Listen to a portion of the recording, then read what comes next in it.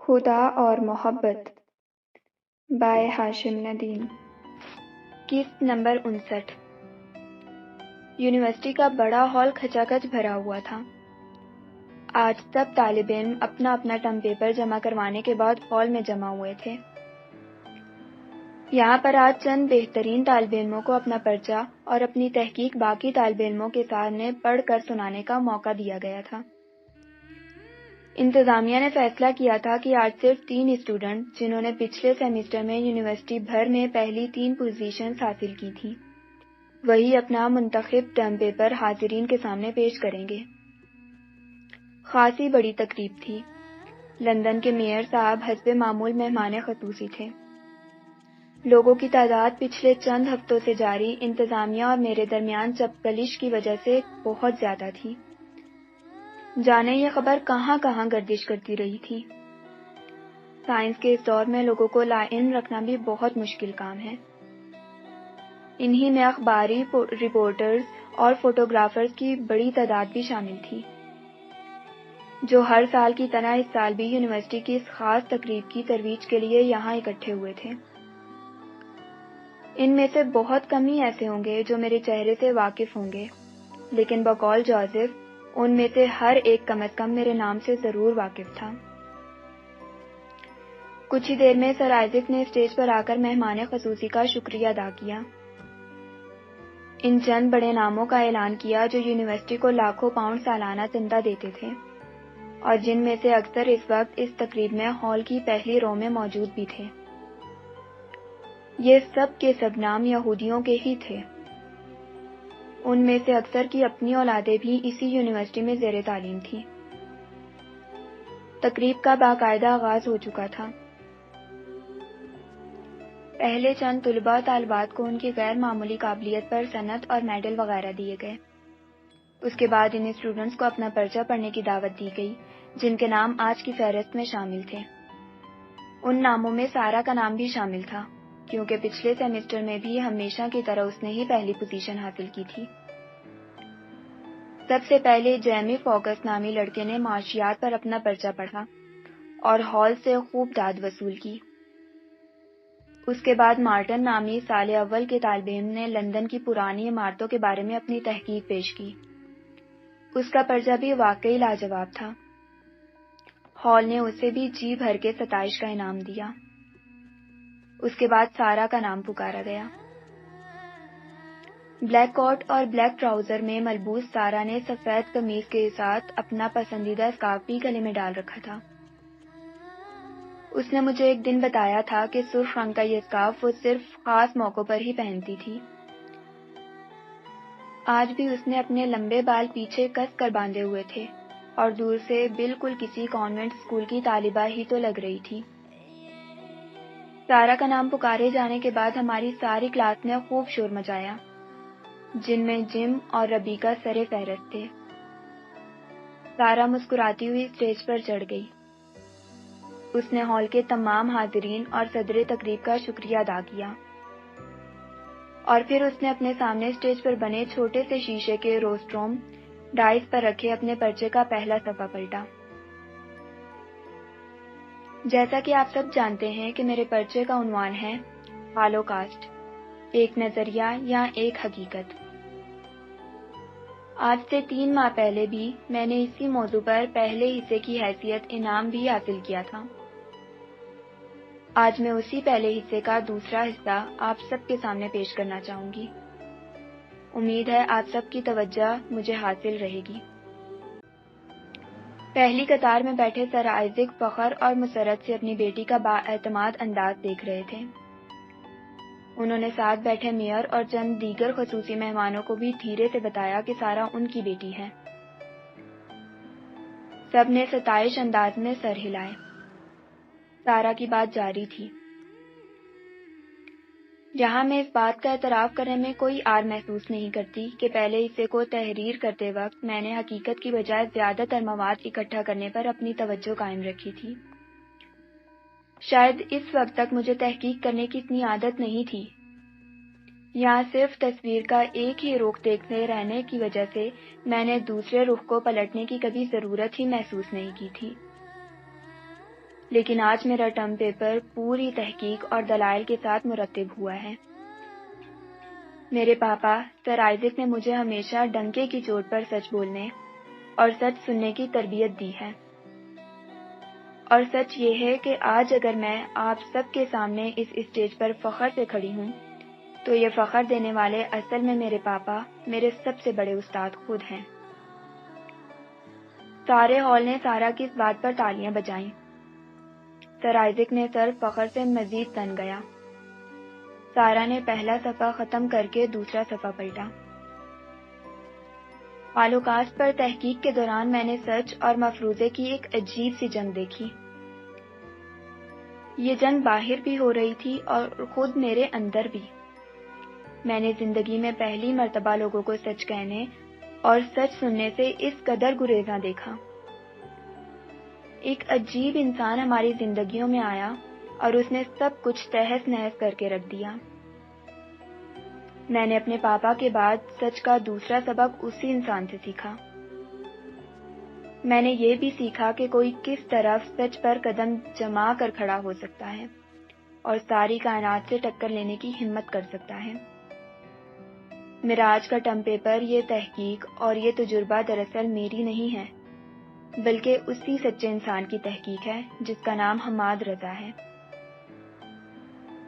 Hall میں جیسے کسی نے بم کا دھماکہ کر دیا ہو۔ اتنا شور تھا کہ کان پڑی آواز سنائی نہیں دے رہی تھی۔ سر آئزک غصے میں کھڑے ہو گئے اور انہوں نے کسی سے چلا کر مائک بند کرنے کو کہا، لیکن تب تک جم اور ڈیوڈ وغیرہ نے ہال کے آڈیو سسٹم پر قبضہ کر لیا تھا۔ اونگتے ہوئے رپورٹرز اور فوٹوگرافرز کے جسم میں جیسے کسی نے بجلی سی بھر دی تھی۔ وہ دھڑا دھڑ سارا اور دیگر لوگوں کی سر آئزک سمیت تصویر بنانے لگے۔ میئر نے آہستہ سے سر آئزک کے کان میں کچھ کہا، شاید ان کی توجہ اخباری رپورٹرز کی طرف متوجہ کروائی۔ سر آئزک بے بسی کے عالم میں خون کے گھونٹ پیتے ہوئے اور بے چینی سے ہاتھ ملتے دوبارہ بیٹھ گئے۔ خود میرے لیے بھی یہ کسی دھماکے سے کم نہ تھا۔ میرے وہم و گمان میں بھی نہیں تھا کہ سارا اپنے پرچے کی جگہ میرا پرچہ پڑھنے کے لیے لے آئے گی۔ اس نازک سی لڑکی کی جرأتوں کی حد جاننے کہاں جا کر ختم ہوتی تھی۔ اس کا اندازہ لگانا بہت مشکل تھا، بہت مشکل۔ سارا کی تقریر جاری تھی۔ نظریہ ہالوکاسٹ کی ابتدا صہیونی ورلڈ آرڈر کے اسرائیلی لیڈر اور وزیر اعظم ڈیوڈ بن گورین کی تحریک سے شروع ہوئی تھی، اور اس کے لیے جرمنی کے لیڈر اور دوسری جنگ عظیم کے ایک مشہور کردار ہٹلر کو ہدف بنایا گیا۔ وجہ برطانیہ اور امریکہ کی یہودی رہنماؤں کو یہ یقین دہانی تھی کہ جنگ کے خاتمے کے بعد ایک آزاد سلطنت یہودیوں کے نام ہوگی۔ سارا میرا پیپر پڑھتی جا رہی تھی اور ہال پر ایک سناٹا سا چھایا ہوا تھا۔ سوال یہ پیدا ہوتا ہے کہ جرمن اور ہٹلر ہی ہدف کیوں بنے؟ جو اب ہٹلر کی یہودی دشمنی سے ظاہر ہے، پہلی جنگ عظیم کے بعد یہودیوں کو جرمنی بدر کر دیا گیا تھا۔ اسلحے اور دیگر جنگی ساز و سامان کی فیکٹریاں یہودیوں سے چھین لی گئیں۔ کلیدی اسامیوں اور عہدوں سے یہودیوں کو ہٹا کر جرمن باشندوں کو تعینات کر دیا گیا تھا، اور یوں یہودی جرمنی کے خلاف ہو گئے۔ یہ سلوک نہ صرف جرمنوں نے بلکہ رومانیہ اور دیگر کئی ملکوں نے بھی یہودیوں کے ساتھ روا رکھا، اور یہیں سے ہالوکاسٹ کے نظریے کی ابتدا ہوئی۔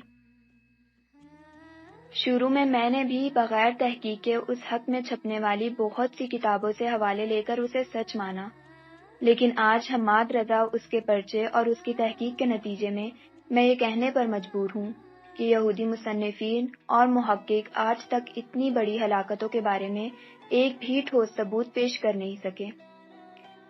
جرمنوں کے ہاتھوں یہودیوں کی ہلاکتیں تو ضرور ہوئی تھیں، لیکن اصل تحقیق اور تمام تر شواہد اور ثبوت چند ہزار ہلاکتوں سے زیادہ کی تصدیق نہیں کر پائے۔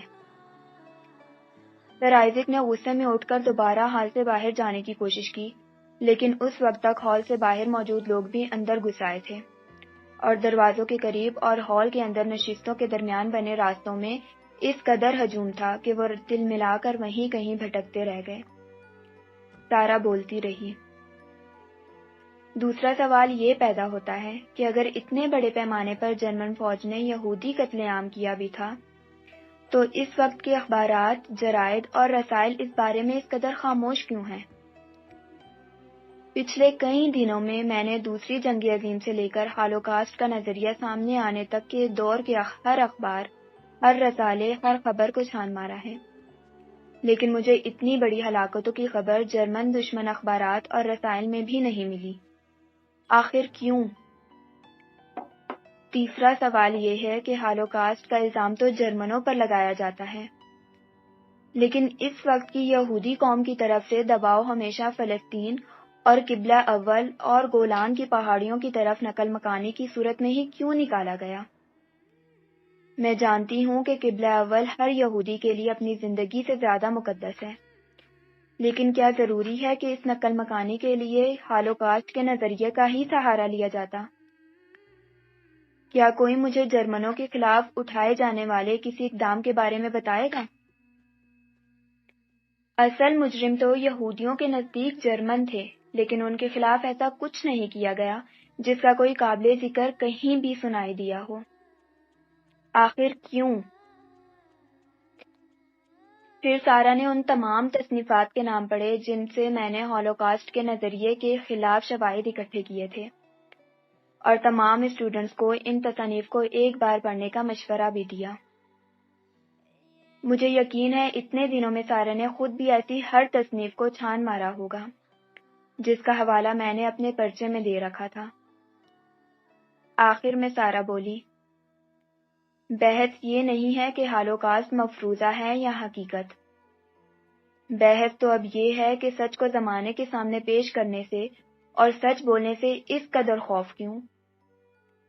میں اپنی نئی نسل کو اس بات کی دعوت دیتی ہوں کہ ہمیں خود آگے بڑھ کر سچ کے نقاب کو الٹ دینا چاہیے۔ اگر ہمارے بزرگوں نے اس وقت کچھ مقاصد حاصل کرنے کے لیے غلط بیانی سے کام لیا تھا تو کیا ضروری ہے کہ ہم بھی انہی کے نقش قدم پر چلیں؟ کیوں نہ ہم خود چل کر سچ کو تلاش کریں؟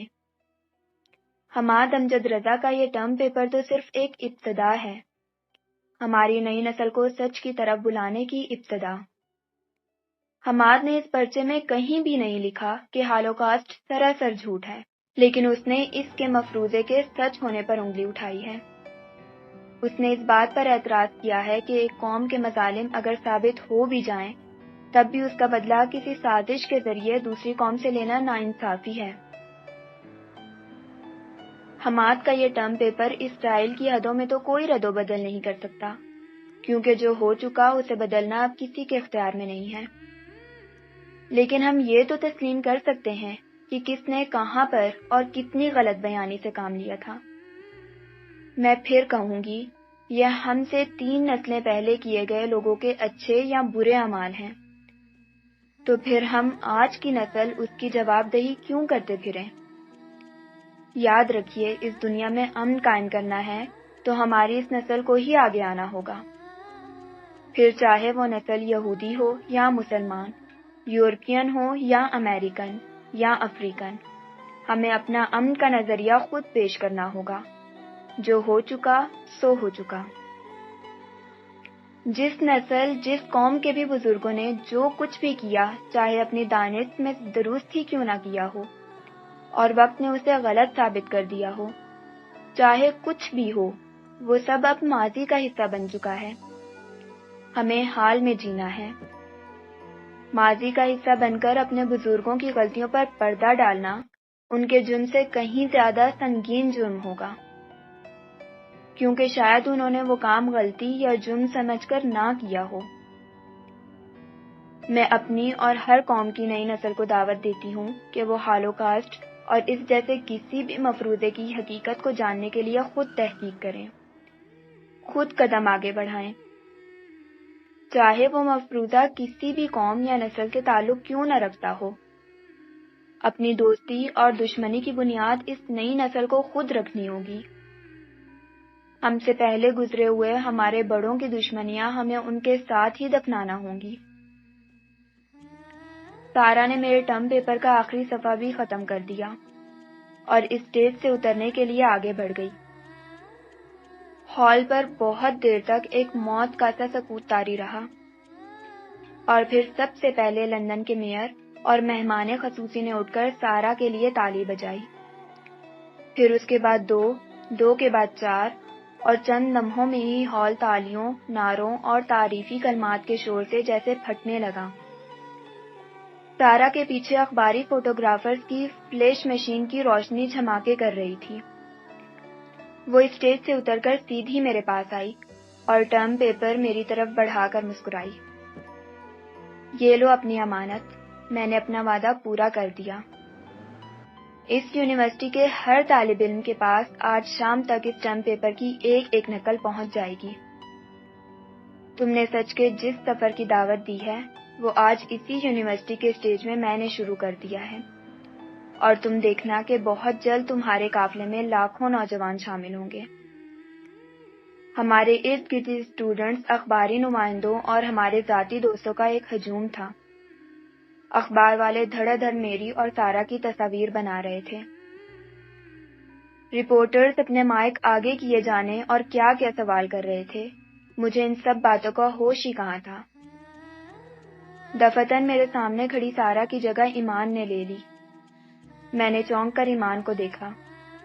آس پاس ہال کا سارا شور ساکت ہو گیا، لوگ ساکت ہو گئے۔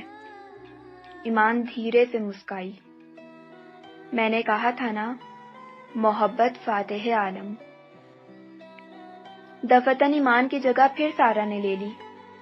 ہم دونوں کے گرد ربیکا، جم، ڈیوڈ اور ٹینا نے ہاتھوں میں ہاتھ ڈال کر گھیرا سا ڈالا ہوا تھا تاکہ ہم ہجوم کے دھکوں سے بچ سکیں۔